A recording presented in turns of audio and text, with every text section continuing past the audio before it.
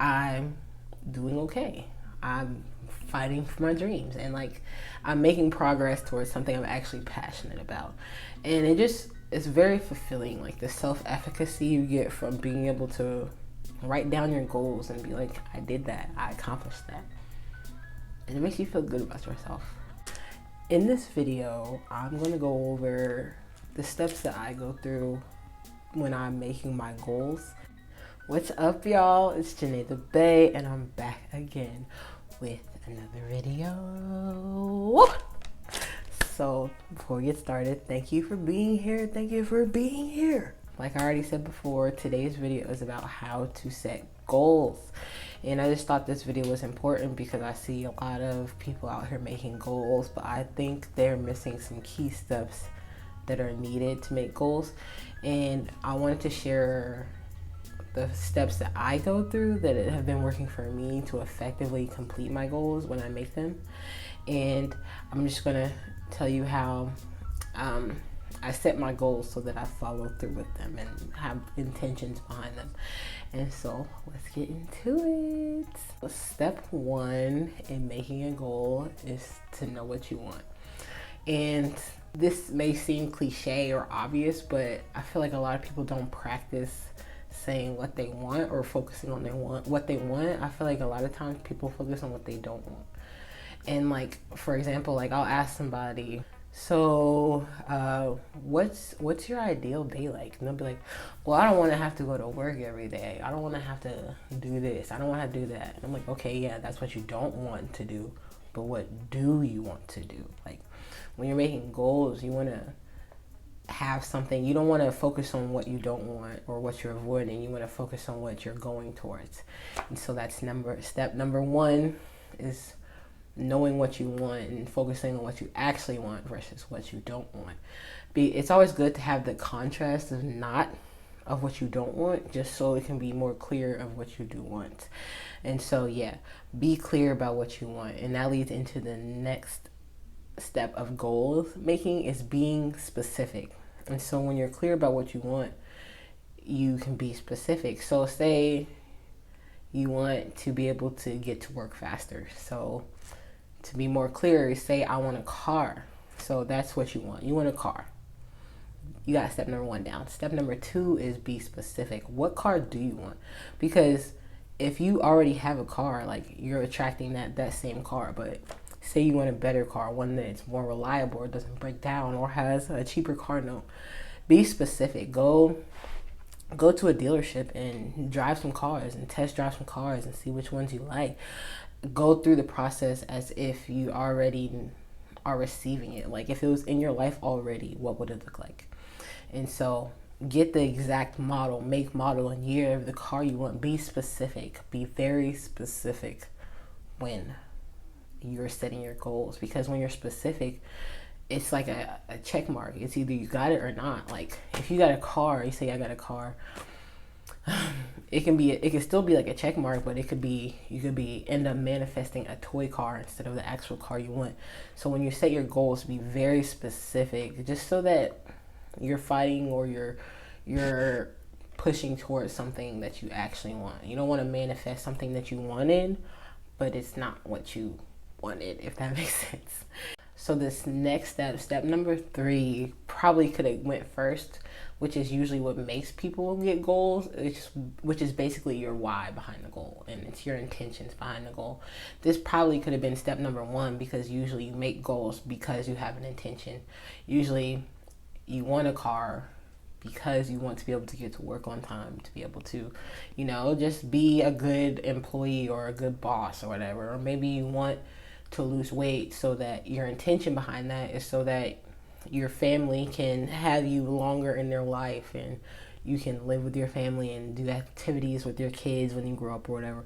And having an intention behind your why is what really pushes you towards the goal. It's what helps you get through the days when you don't want to do anything. It's what helps you get through those workouts even though your dog's tired and you only got 2 hours of sleep. You think about the why you're doing it instead of the actual end goal, and it helps you to push through, and you're like, oh, okay, that's why. You're sacrificing the comfort now so that you have comfort in the future. And when you're specific about what comfort you want in the future, it helps you to be able to sacrifice that comfort now. And another tip that I should also include is that usually when my intentions or my why involves how I can help other people, it kind of pushes me because it gets me outside of myself and outside of being selfish. And I don't know, I kind of see it as people relying on me for me to be able to achieve my goals, and it pushes me a little bit more. And so, yeah, what's your why? Why do you want to achieve your goals? What are your intentions?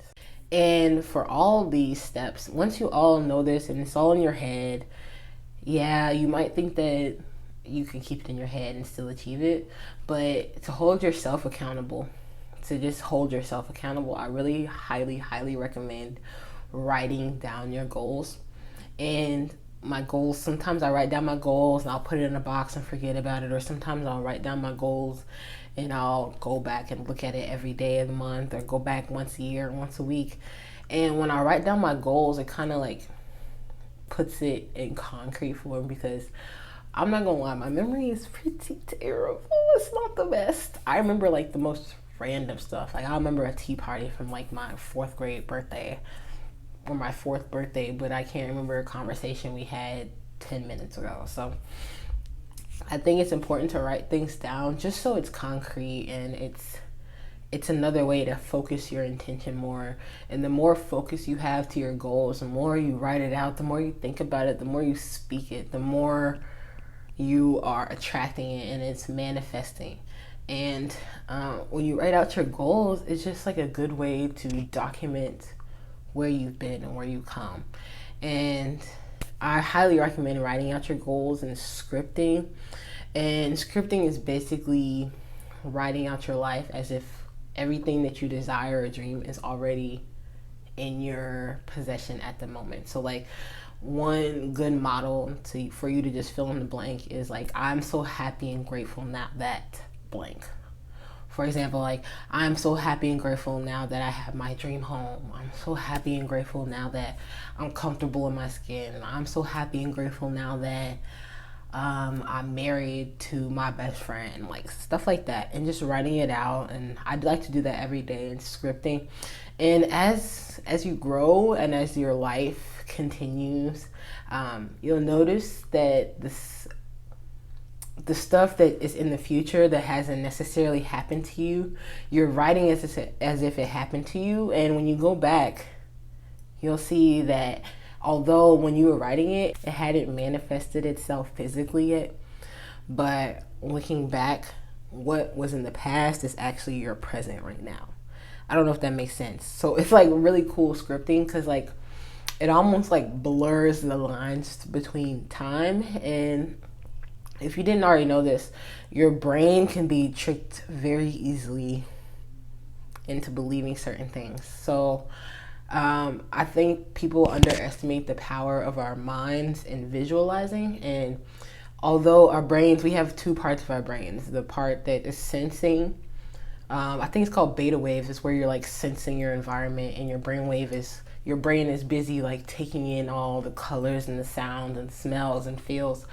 But when you go into a meditative state, I think it goes into theta waves, which is basically where your body it's no longer focusing on sensing the outside world. It's only focusing on the world that you are creating in your mind. And so that's why I highly recommend visualization and meditation, because when you're meditating and visualizing, you create whatever world you want to live in. And for me, what kind of works as like my compass is my emotions. Like if I'm visualizing something and I feel anxious, or I feel bad, or I feel guilty about it, I know that that's not something I want to focus on. And I want to focus on the things that make me feel warm and fuzzy and cozy inside. And when I'm visualizing things, it kind of brings into my mind, it kind of raises to the surface the actual goals that I want, and it helps me to be more specific about it. And so when you start visualizing your goals, I like to write down my visualizations and my dreams on the paper so I can put it into concrete, just so that any amount of focus that I have on my goals is attracting it into my life. And I hope that made sense, but I really want to stress the importance of writing down your goals. Write down your goals. Write down why you want to achieve this goal. What's the intention behind this goal? And lastly, this is the step that helps you to achieve the goal and to like actually get her done, which is planning your goal. So sometimes you'll have a huge goal, say it's like saving $10,000 this year or whatever. It's important to have an actual specific thing as well as a date that you want to achieve it by, because when you have a date on it, you're like, if you don't have a date on it, you're telling the universe this can come whenever. So like, it can come 20 years from now or it can come tomorrow. But if you say I want to achieve $10,000 3 months from now, you're giving it a specific date and you're being specific about when you want to achieve that goal. And so I think it's important when you have that goal, you're able to break it down into smaller steps. So if it's $10,000 over 3 months, that's about $3,300 a month. And so you break that up into weeks, about $900 a week or whatever. And you're like, okay, how can I make $900 a week?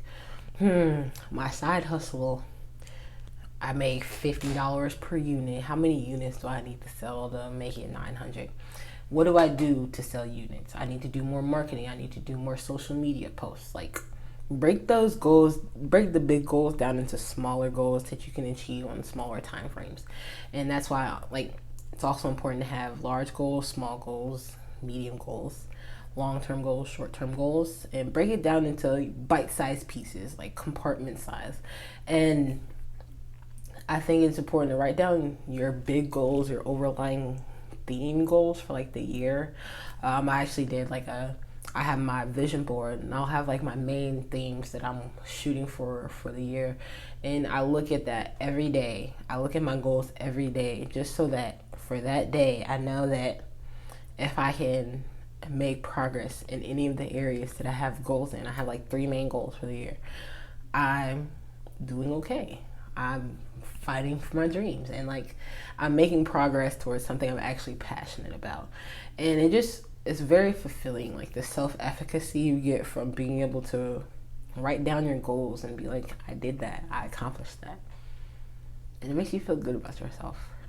So anyways, guys, that's all I have for now. I hope this was helpful for you because I think it's important for anybody who wants to better themselves to have goals and always be striving towards something that'll make them better and add value to themselves. And so I hope you found this video helpful. If there was anything I missed, don't hesitate to drop it down in the comments and let me know, because I'm always trying to get better. Hopefully you learned something. Maybe you could teach me something. And if you enjoyed this video, go ahead and give it a like, comment something that maybe you didn't consider. And if you're still here, you're the best. And I want you to comment the word